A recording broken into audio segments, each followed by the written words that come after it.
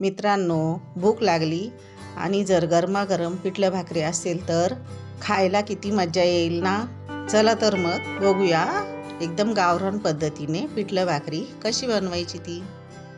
नमस्कार मित्रांनो, मी किरण's किचनमध्ये तुमचं पुन्हा एकदा मनापासून स्वागत करते.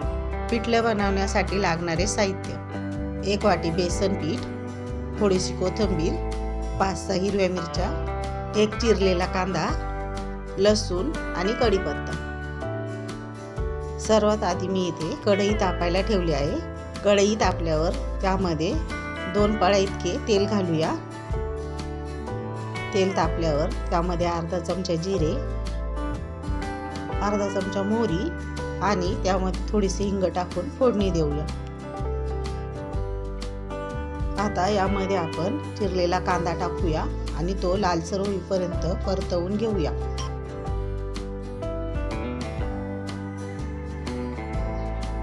आपला कांदा लालसर होईपर्यंत आपण बेसन पीठ फेटून घेऊया. बेसन पीठ फेटण्यासाठी मी यामध्ये थोडेसे पाणी घातले आहे आणि चमच्याच्या साहाय्याने त्याला व्यवस्थित फेटून घेऊया. यामध्ये गाठी राहणार नाही याची काळजी घ्यायची आहे. हे बघा, आपलं बेसन पीठ मस्त असं फेटून झालेलं आहे आणि एकीकडे आपला कांदाही व्यवस्थित लालसर झालेला आहे. आता यामध्ये आपण मिरच्या टाकूया आणि त्यांनाही व्यवस्थित परतवून घेऊया. मिरच्या व्यवस्थित परतवून झाल्यावर यामध्ये आपण लसूण आणि कढीपत्ता टाकूया आणि त्यांनाही व्यवस्थित परतवून घेऊया.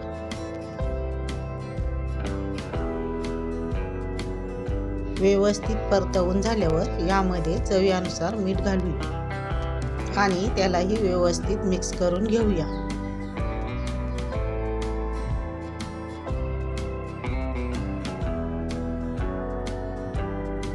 आता यावर थोडीशी कसुरी मेथी क्रश करून टाकूया. याने आपल्या पिठल्याला खूप छान चव येईल.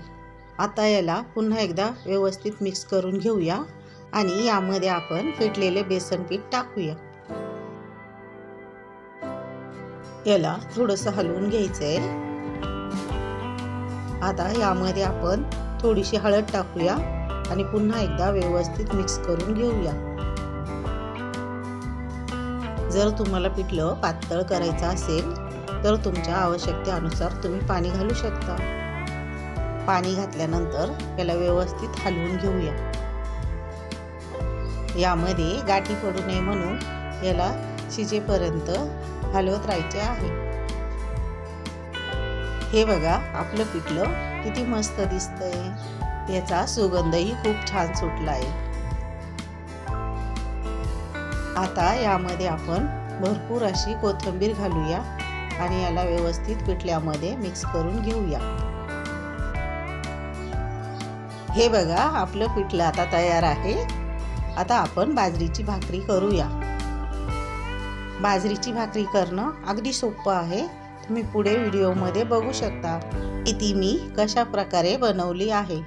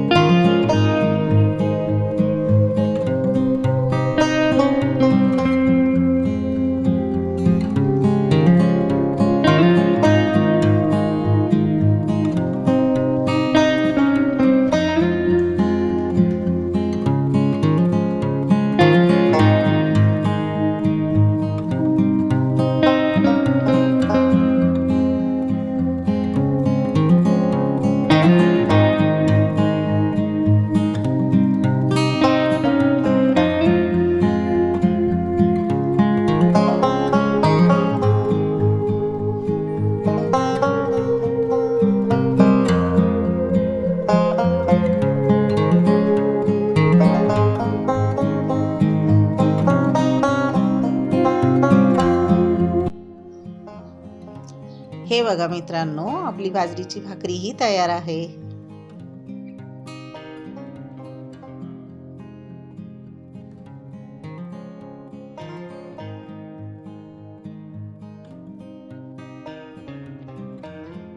हे बघा, आपली गरमागरम बाजरीची भाकरी आणि पिठलं खाण्यासाठी तयार आहे. तुम्हीही अशी बाजरीची भाकरी आणि पिठलं नक्की ट्राय करा. रेसिपी आवडल्यास व्हिडिओला लाईक करा, कमेंट करा आणि चॅनलला सबस्क्राईब करा. धन्यवाद.